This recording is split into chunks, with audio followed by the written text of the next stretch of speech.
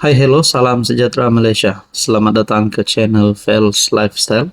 Terima kasih kerana terus setia dan terus bersama di dalam channel ini.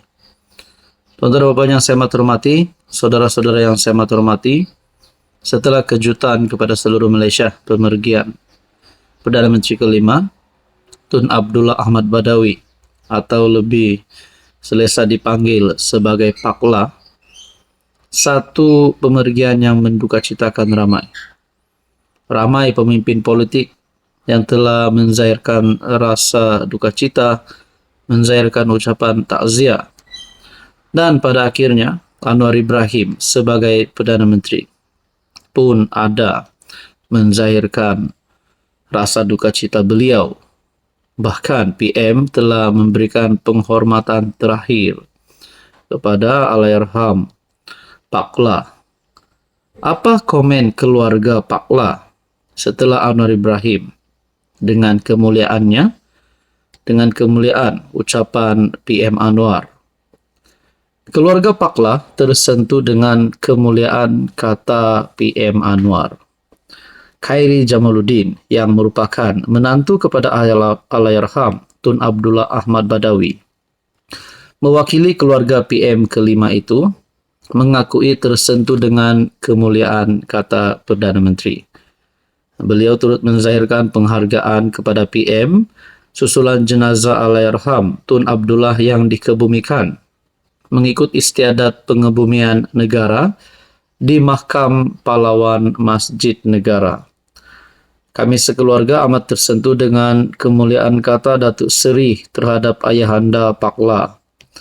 Penghargaan itu kepada Datuk Seri dan kerajaan kerana memberi penghormatan kepada Pak La dengan mengizinkan satu istiadat pengkebumian yang teristimewa dan kebenaran untuk jenazahnya disemadikan di Makam Pahlawan bersama negarawan-negarawan yang lain, kata bekas Menteri Kesihatan itu.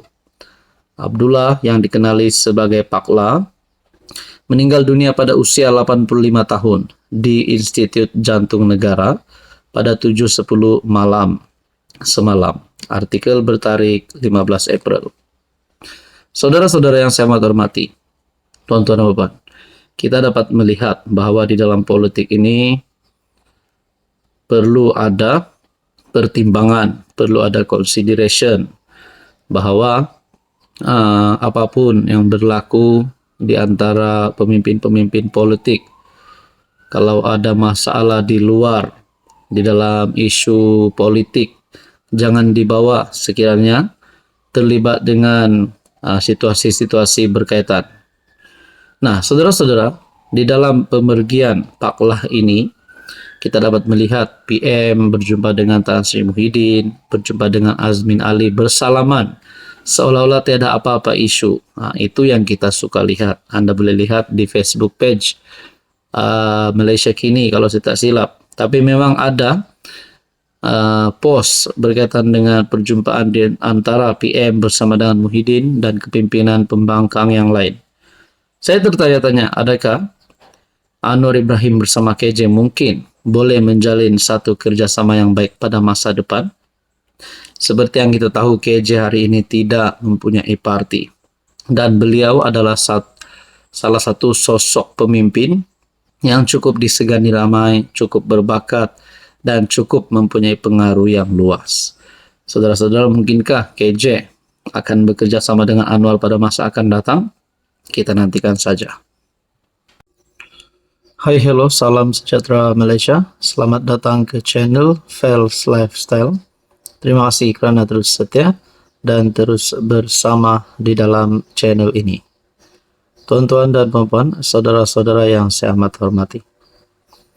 Setelah pemergian Pak La yang menjadi satu berita yang amat mendukacitakan, ramai kepimpinan politik yang menzahirkan rasa duka cita, mengucapkan salam takziah kepada keluarga Allahyarham Pak La. Dan pada akhirnya antara ucapan ataupun respon yang kita nantikan adalah daripada kepimpinan utama politik di negara. Tidak lain dan tidak bukan Tun Dr. Mahathir dalam satu perkongsian daripada Facebook page Malaysia Kini BM. Bekas Perdana Menteri Dr. Mahathir Mohamad memberi penghormatan kepada penggantinya Allahyarham Abdullah Ahmad Badawi. Bercakap kepada pemberita di Masjid Negara, Mahathir mengimbau bahawa dia pertama kali bertemu Abdullah pada 1968 di sebuah pasar raya. Bagaimanapun, perkara yang paling diingatinya hari ini ialah keputusan Abdullah berundur sebagai Perdana Menteri pada tahun 2009. Contohi paklah, dia tak ada masalah letak jawatan, kata Mahathir. Nah, di dalam ruangan komen melalui artikel berita ini, setelah Tun Mahathir membuat kenyataan tersebut, di dalam ruangan komen ada pula serangan terhadap Tun Mahathir. Mungkinkah Mahathir pun kini sedang kritikal kerana beliau pun tidak mampu untuk menjatuhkan Anwar, tidak mampu pun untuk menumpaskan Anwar Ibrahim. Setelah kalah teruk pada pilihan raya umum 15, ramai yang kata Mahathir patut berehat. Nah, di dalam ruangan komen yang saya ingin kongsikan kepada anda, contohi paklah lepas letak jawatan sebagai PM terus bersara dari politik, dah tak kacau orang dah. Komen seterusnya berkata, tapi jangan contohi Mahathir, sebab dah jadi PM 2 kali pun masih nak jadi PM lagi. Saka ingatkan diri sendiri tu, tak ada nilai untuk rakyat. Ibu segala masalah. Cakap you pandai tapi you sendiri tak ikut. Ada yang kata di sini, sebab Tun lah paklah letak jawatan. Siap buat blog jatuhkan beliau, menurut salah satu pengguna FB. Mahathir banyak masalah dengan semua timbalannya, lepas satu lagi. Semua orang tak betul, dia saja pandai dan betul. Siapa yang paling liat nak letak jawatan hingga nangis-nangis masa umum letak jawatan? Dan satu lagi, dah tak ada jawatan tapi masih menyibuk nak jawatan semula.